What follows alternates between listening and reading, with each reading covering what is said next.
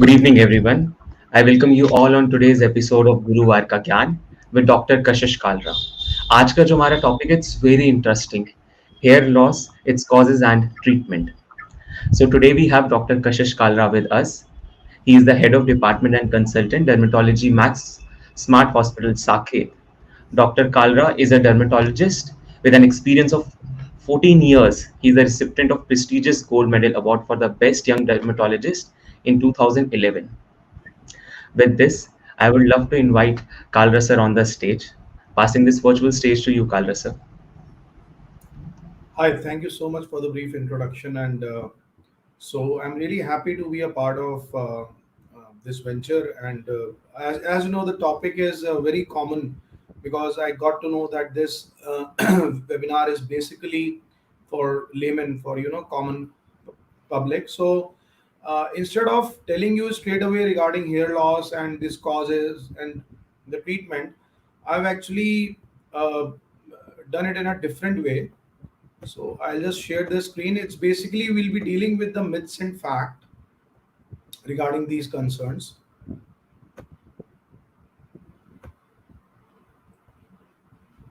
Uh,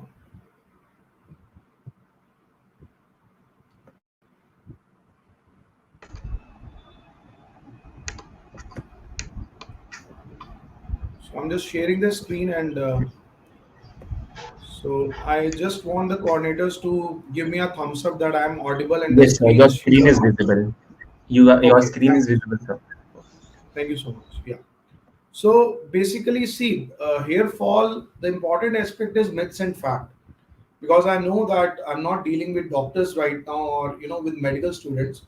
So instead of going to the etiology and pathogenesis and why we lose hair, so we can discuss some myths and facts. In that, I will actually elaborate uh, for the reasons and the causes and as well as the treatment as well. So one of the most common myth which we all of us have, what is hair fall? A lot of times I get to see women, men, doc, I'm losing a lot of hair. And when I ask them how much hair do you actually lose in a day? So sometimes they say, doc, 30 hairs, 40 hairs, or maybe 70 hairs. So you need to understand there is a hair cycle. So what is a normal hair fall per day? It is around 50 to 100 hair a day, which is pretty normal. So you don't need to worry about it, right? If it is more than that, then yes, then you should see your dermatologist that what is causing this. So why this 50 to 100 hair a day normally falls? Well, we all have a hair cycle. We human beings and even animals, they have a hair cycle. So are almost I'll say 70% of hair are in the growing phase, and that by hair I mean the head hair, okay, not the body hair. So the hair on your scalp, almost 70% of hair are in the growing phase, which is called as anagen phase. The hair is healthy in this phase. So this phase is actually, it varies from 2 to 6 years. Now some people have very large anagen phase, so their hair can grow very long. So that is sometimes genetic as well. Then comes a transition phase where the hair actually shrivels, it thins out. It's around 20% of hair are in the catagen phase, the resting phase, the transition phase, and almost 10% of hair are in the telogen phase or the shedding phase. So almost out of these 10%, 0.1% hair we lose daily. So almost we have around 80,000 to 1,20,000 hair follicles on our scalp. And if you just calculate, it's around 50 to 100, that is 0.01% hair can fall daily, which is pretty normal, right? And this telogen phase can exist from around 5 to 6 weeks. So every hair is in a different phase of cycle. It's not that for 2 years you'll grow hair, then the hair will go in the resting phase, and then all hair will shed off in next 5 to 6 weeks, and then you'll get the new hair. It's not like that. Every hair is in a different phase of cycle. So most of them are in the growing phase only. So what is hair loss? So see, hair loss is basically a general term which we use, right? Uh, it can be alopecia areata, it can be pattern baldness, which I'll cover as I go ahead. So it's a result of excessive hair fall as well as hair thinning. It can be of various types. Male pattern baldness, which we normally called as ganjapan, in Hindi. and it is the most common baldness which we observe in males especially, and also to a larger extent in females as well. So one thing you have to understand, male pattern baldness is completely genetic in nature, right? A lot of times people tell me that, doc, I don't have a good diet, so I'm losing hair, or I have a lot of stress, so I lost hair and I became bald, or the water in my area is not good, so I'm losing hair because of the water, or I don't use a good shampoo. See, these all things can actually lead to hair fall, but these are not the reasons of patterned hair fall, right? Pattern hair fall is basically genetic in nature, and it is exclusive in males. As you can see in the screen, these are the various grades of male pattern baldness. And what happen is, why we are males, we have testosterone in the blood, right? So this testosterone actually thins your hair follicle. Now, testosterone is in every male. So, why some people get more bald while some people get less bald is basically the sensitivity of the receptor where it acts, and that is genetic in nature. Now, genetic doesn't mean your father only; it could be from your maternal side, from your mama, your nana as well, right? So, I'll cover these points later. I have prepared few myths regarding these things also. Female pattern baldness is a little different. You can see the central parting. It actually increases with time, and various grades are there. Second most common problem which we see after pattern baldness is alopecia areata. Now, this is something which is not a normal hair fall or a normal hair thinning. This is something, it's a different variety of disease which is autoimmune in nature, where your own follicles are attacked by some cells and these are destroyed, right?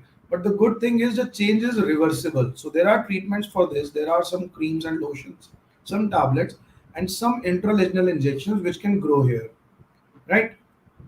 Scarring alopecia is something which has a bad prognosis, and it is also a result of other autoimmune diseases. It looks like alopecia areata, but in this, the hair follicle cannot grow. There is no treatment where the hair is lost; it's lost for life. But nowadays, with hair transplant, the hair can be grown on these areas as well. So let us go to myths versus facts. So first myth: oil massaging leads to hair growth. Well, if you talk about oil massages, you need to understand that oil is a poor man's conditioner. It is used for conditioning your hair, right? So it's not that if you put too much oil on the scalp, it will lead to hair growth. It is just a moisturizer for your scalp and for your hair. So ideally, oil should be used. If you have oily scalp, don't put oil. You'll have more dandruff, you'll have more severity, and you can also have acne. But if you have very dry scalp, you can put oil once in a while, and coconut oil is the best oil. Don't go for fancy oils and false claims that oil can grow hair. It's not like that. In fact, too much oil can actually cause infections to flare, and vigorous massaging sometimes, which we call as chamti, it can damage your follicles as well. Second myth, very common: wearing a hat or cap causes baldness as it prevents hair from breathing. Now, it's a very hilarious myth, but it's an established myth. See, hair derives oxygen from the blood and not from the surrounding air. So there's no point of breathing. Hair is not having lungs, right? So the root has to be good. The blood supply of that area has to be good, and it actually never hampers due to wearing a hat or cap. Stress causes hair loss. Well, I can say it is partially true, because a major stress, by major stress, I mean a life changing event, like you lost somebody in the family, or you failed in your board exams, or you lost your spouse.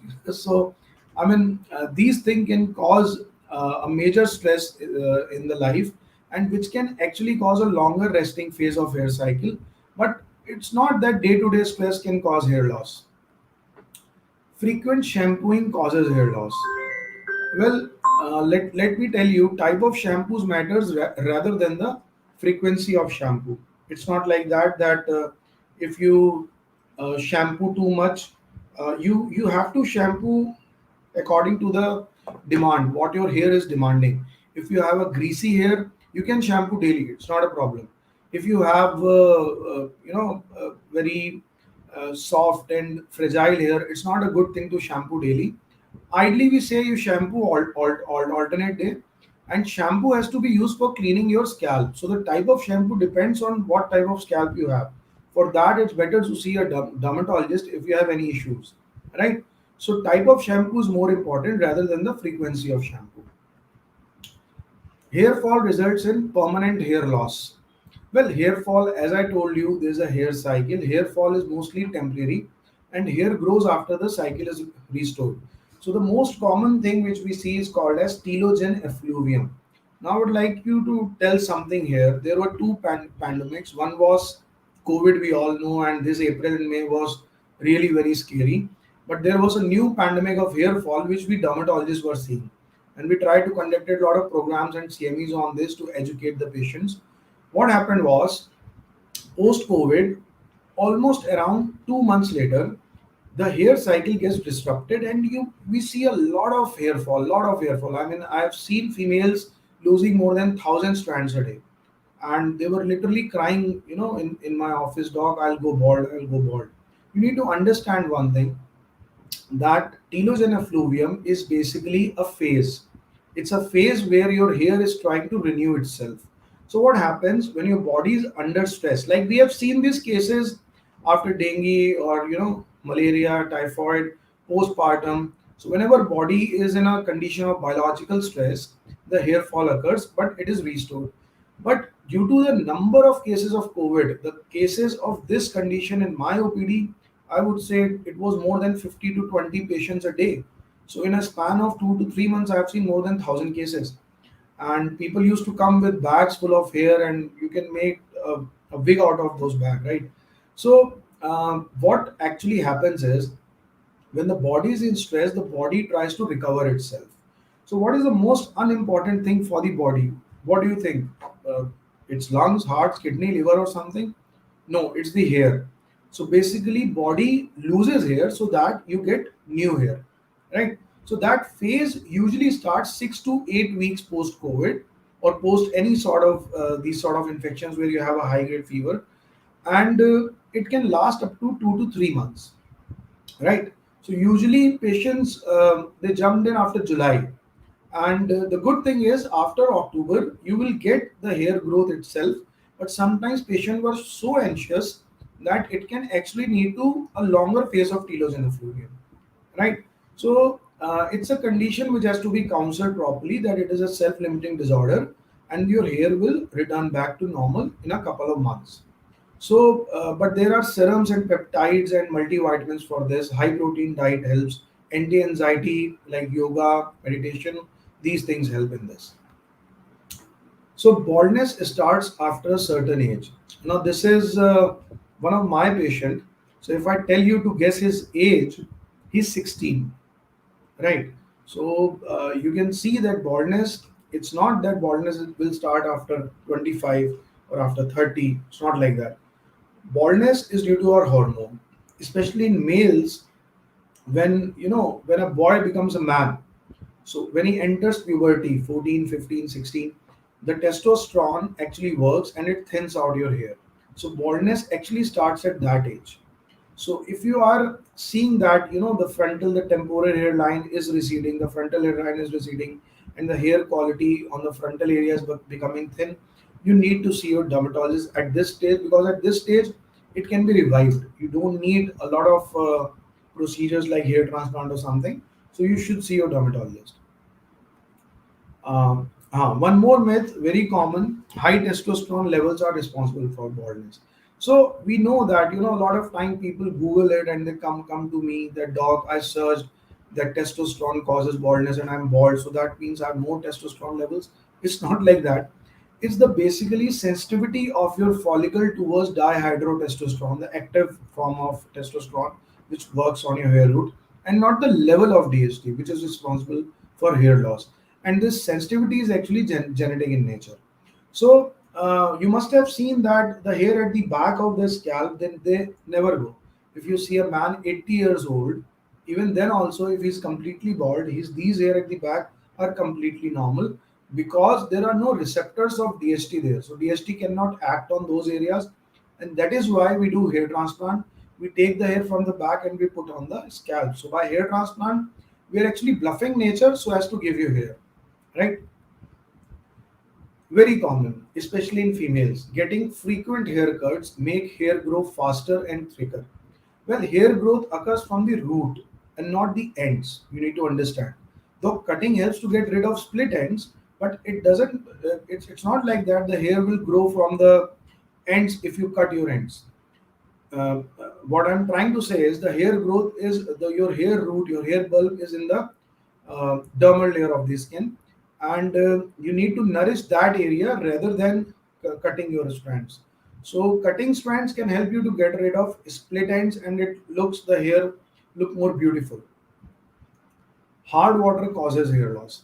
Well, I'll say it's partially true, as harsh water can damage the cuticle of hair shaft. So, see, hair has hair root and the shaft. So, shaft is lined by a layer of cuticle.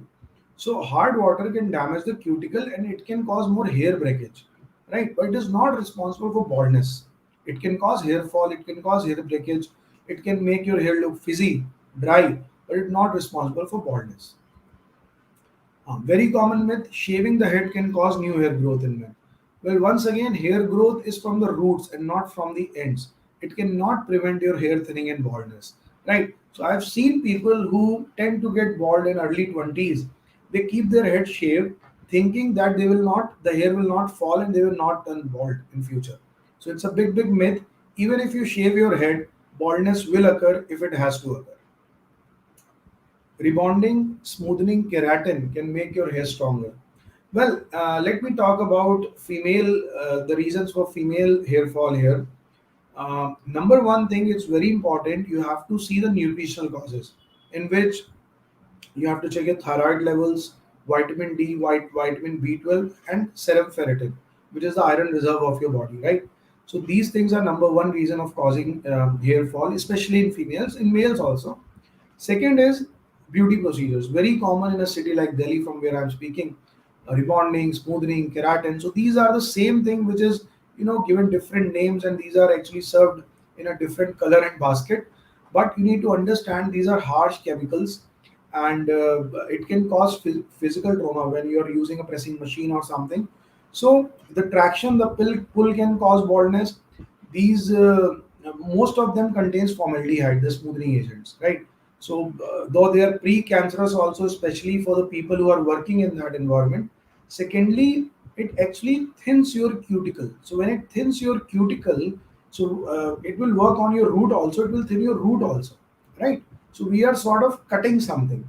We are removing a layer from something, so it becomes a smooth, but it thins your hair root also. So usually after rebonding, smoothing, or keratin, this hair loss occurs 2 to 3 months after these procedure, and it can last around 2 to 3 months or maybe more than that.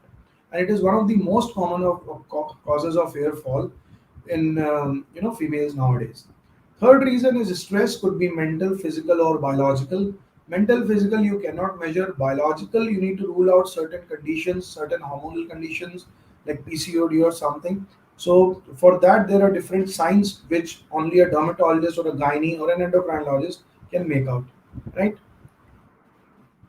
Okay, baldness in males is from your father's side.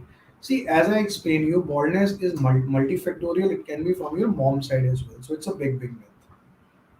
So these were the 12 myths and facts through which I wanted to tell you that what can be done and what can be not. So thank you so much. And just I would like to highlight the treatment part also, because that I'm think is a little missing from this. Uh, yeah, I would like the coordinator to poke me that. Are you there? Yes, sir, your screen sharing is off. Yeah, so my screen share is off now, and I would like to tell you about the treatment part as well. See, here there are three things. If you are having excessive hair fall but not baldness, you don't need to worry. You see your dermatologist. It could be a self-limiting condition like telogen effluvium, which will resolve in time, but your dermatologist will give you certain serums, products, shampoos, and multivitamins which can help you to regain hair faster. But if you are having pattern baldness, there are three treatments: medicine, injectables, and hair transplant. Medicine is going to delay your baldness. So medicine is in form of certain lotions like minoxidil and certain peptides. There are certain multivitamins. There are certain medicines which block your dihydrotestosterone hormone like finasteride or dutasteride, and these things can actually delay your baldness. Don't expect a lot of reversal of growth with this. It also depends on what stage you are. Suppose if you are in stage 4 5, moderate to severe stage, then don't expect any miraculous results with these medicine. It is only to delay your baldness. The baldness which will occur in 10 years, if you keep on using it, it can occur for 20 years. But mind it, these are medicines. You cannot use yourself for long. You need to be under a dermatologist guidance that you have to use it for how long and how to use it. Second reason, second treatment, nowadays we have a lot of injectables also. So there is something called as mesotherapy, in which there are certain peptides which are injected to your hair roots, and this can reverse your baldness also. But these are some, you can say, um, these are like drugs which we are injecting. So it can have certain side effects like itching or any folliculitis. Nowadays there is a improved procedure, rather than doing mesotherapy, it is called as platelet rich plasma or PRP therapy. So PRP is something which is made out of your own blood, and that is injected into the hair roots. Now what is the beauty of PRP? This is basically your own blood. It is not something artificial or synthetic which we are injecting. Secondly, it actually liberates certain growth factors inside the hair root area, so it helps to grow hair. So it is like a fertilizer for your hair root. But it can also work up till some extent, up till the I'll say stage from 2 to 4. After 4, don't expect a lot of changes with it. So when the baldness is too high, when you are actually having bald patches on the scalp, then hair transplant works wonderfully well. So what treatment has to be given? It has to be customized. Sometimes we have to mix both the procedures or all three procedures. So it's better you see a dermatologist that what treatment suits you, right? So I would like to end this talk with this, and I think most of the queries are answered. And still, if you have something, you can please pop in and you can ask your queries. I'll be happy to answer them. Thank you so much, Kashish sir, for this insightful talk. We have some queries from our audience. So first of all, I will be taking this query. Just a second, sir. Perfect. So we have a query from Drishti Sharma. Do home remedies really work on hair loss treatment? Right, it's a very good question. See, by home remedies, a lot of oils are there. I have seen people applying, onion juice, garlic juice, neem water, and so many things.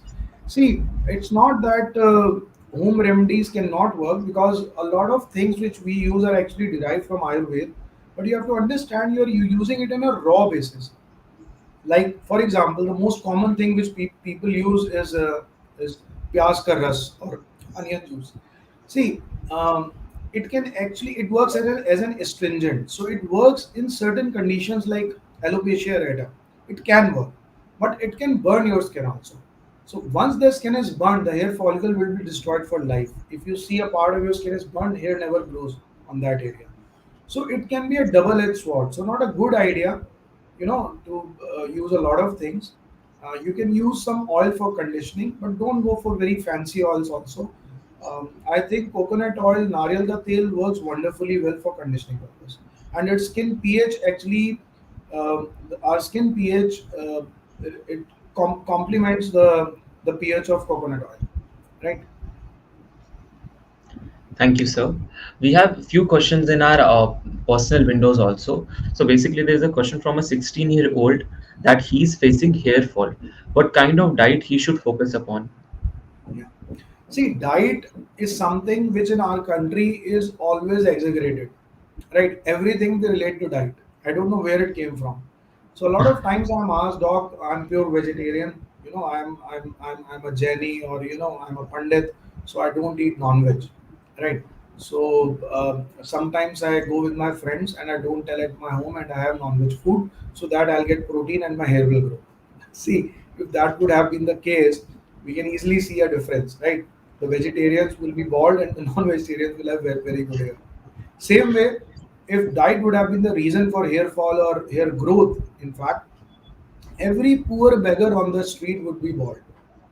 Mark my words. Every poor beggar, every man driving a rickshaw, rickshaw puller, a man. I mean, those who cannot afford do waqt ki roti, they should be bald, right?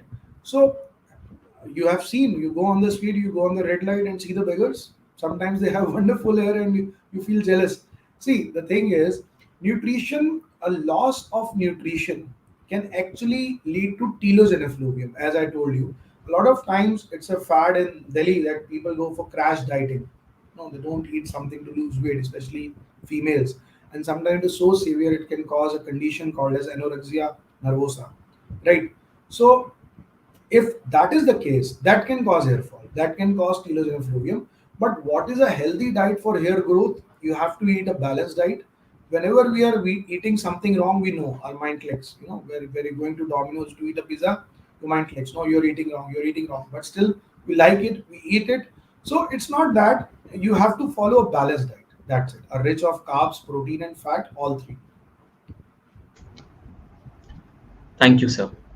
With this, I would like to move on to the last question. I think you have also answered this thing, but मैं चाहता हूँ एक बारी दोबारा इसके ऊपर हम बात करें कि does mental Sure. health issues like depression, anxiety causes hair fall? Yes, I told you if the stress or anxiety is too severe, it can cause hair fall. It can lead to hair loss because your hair cycle gets disrupted. So, but day to day stress, day to day anxiety, I don't think. If that would have been the reason, a lot of time people, young kids, because you just told me that we are actually right now my audience consists of young kids also. Yes, So a lot it's of on times possible. kids come in exam period and they say, "Doc, I'm losing hair. I will get bald." You know, so that would have been the reason. Everyone, we have passed boards and everything, and all doctors should be bald. We have passed so many. All IAS should be bald. It's not like that. But yeah, anxiety, severe anxiety issues can definitely cause hair fall, and in that scenario, you need to take a psychiatrist advice as well. Only a dermatologist won't do. With this, we have completed the question sessions. Thank you so much, Kashish sir. आपने जिस हिसाब से उन questions का answer दिया, these really means a lot and बिल्कुल smoothly उन सारी चीज़ों का आपने आंसर दिया.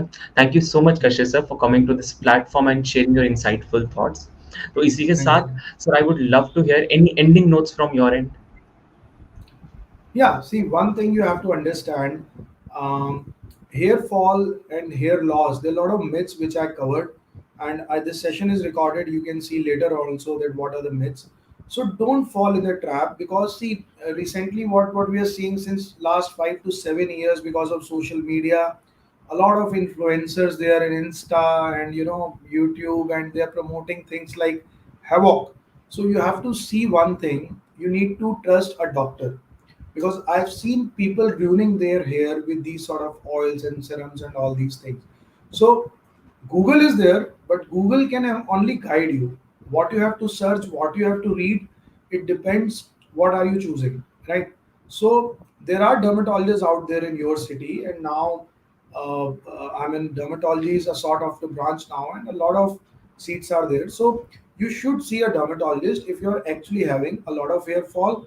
And remember, 50 to 100 hair a day is a normal hair fall. If it is too much, then you definitely seek a doctor's advice. But if you're seeing baldness, you need to see a doctor. Thank you.